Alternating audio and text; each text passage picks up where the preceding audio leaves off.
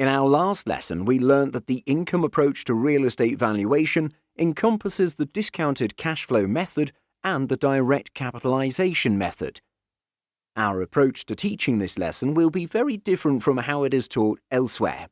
We're going to reference concepts from equity valuation which you are already very familiar with, that is, the dividend discount model and the Gordon growth model. If you recall, the Gordon growth model is actually based on the dividend discount model. That is, it assumes a constant growth rate of dividends to forecast future dividends. The discounted cash flow method is equivalent to the dividend discount model, just that we substitute dividend with the net operating income of the property. Net operating income is essentially rental income minus operating expenses. Note that it should be before depreciation, interest costs, and income tax. In most cases, you should be directly given the estimate NOI. Nevertheless, we have the same problem as dividend discount model, that is, it is impossible to estimate the NOI for all future periods. Likewise, the direct capitalization method is equivalent to the Gordon growth model. The next period dividend term is substituted with the next period NOI. R is the required rate of return demanded by investors, and G is the estimated NOI constant growth rate in perpetuity. R minus G is a special and important term for real estate known as the capitalization rate. Very often you see the direct capitalization equation expressed in terms of the cap rate. So, as you can see, the direct capitalization method is actually based on the discounted cash flow method, just that we assume a constant rate of NOI growth. For example, the NOI of a property for the first year is expected to be $10 million, and investors expect 12% rate of return. If NOI is expected to grow at 4.5% in perpetuity, the cap rate for the property would be 7.5%. The value of the property would therefore be $133 million. Like the Gordon growth model, the direct cap method is particularly sensitive to the growth rate estimate, and the expected growth rate itself is very difficult to estimate accurately. As such, cap rate is difficult to estimate.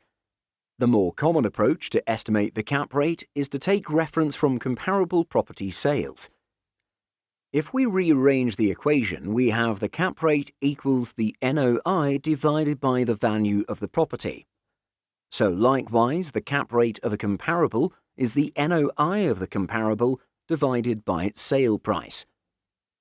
For example, if a comparable property was recently sold for $200 million and the NOI of the comparable property was $15 million, the comparable cap rate is therefore 7.5%. In practice, the comparable property approach to estimate cap rate is more often based on multiple properties. Sometimes, adjustments may be made to the cap rate to account for unique characteristics or market conditions. Now, let's go deeper into the relationship between the cap rate, required return, and growth rate. If we rearrange the equation, the required return of the property is the cap rate plus the growth rate. We can say that the investor's rate of return includes the return based on first-year income, plus the growth in income and value over time measured by the growth rate. The implicit assumption is that the value and income should grow at the same constant rate in the long term. With higher growth rate, the cap rate decreases and the value of property increases.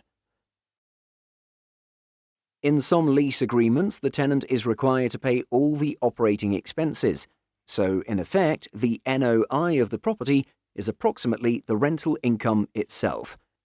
As such, the cap rate of the property can be calculated by dividing rent by the recent sale price.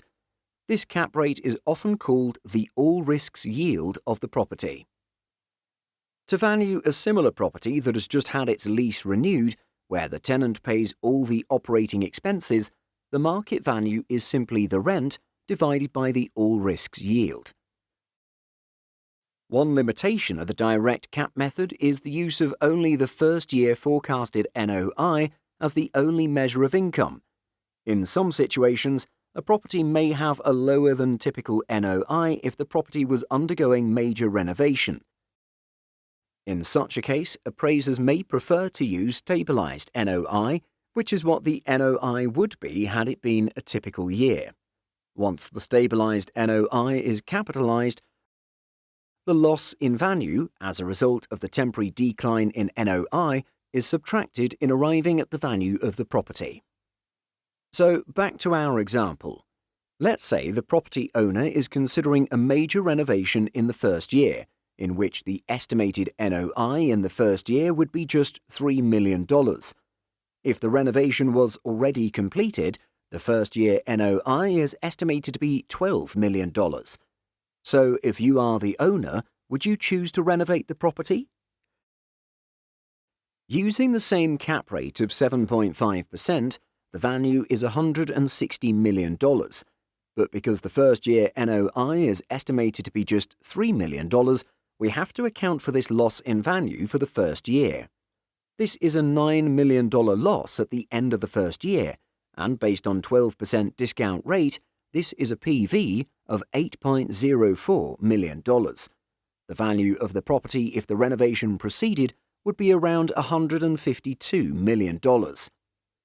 We've earlier calculated that the value of the property if there is no renovation is $133 million. If the property was renovated, the value increases to $152 million. The owner should renovate the property to increase the value of the property.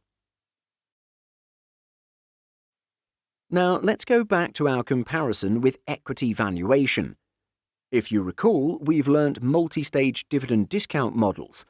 For a two-stage model, we estimate the dividends in the first stage and calculate the terminal value of the stock using the Gordon growth model, with an estimation of the perpetual growth rate of dividends on the next period's dividend. Likewise, for real estate valuation, we can estimate NOI in the initial stage and use the direct capitalization method to determine a terminal value. The determination of the NOI in the initial years can be easy, as there are likely contractual leases in place that specify the rent. For the terminal value, we have to estimate the next period NOI and the future cap rate, which is called the terminal cap rate. The terminal value is also known as reversion or resale value, as it represents the price that the property can sell at in the future. The main difficulty in determining terminal value is the estimation of the terminal cap rate, which could be different from what it is today due to changes in interest rates, which affects investors' returns expectations. The growth rate may likely be lower as the property would have aged. Rental growth may not be that high, while operating expenses may increase to maintain the property. So, for example, if the lease lasts for 3 years, the NOI for the first 3 years could be fixed at $10 million. Let's say NOI is expected to be $12 million for the 4th year, and required return for the terminal stage is expected to be 12.2%, while growth is expected at 4.2% in perpetuity. The terminal cap rate would be 8%. The terminal value would therefore be $150 million. And let's say required return for the initial 3 years is 12%, the PV of all the NOI and terminal value would be $131 million. This is the value of the property using the two-stage discounted cash flow method. You've just watched a short excerpt from our comprehensive video library. Found our lively animations helpful for your CFA exam prep? Discover even more at prepnuggets.com. At Prep Nuggets, we handle the hard work to make it simple for you.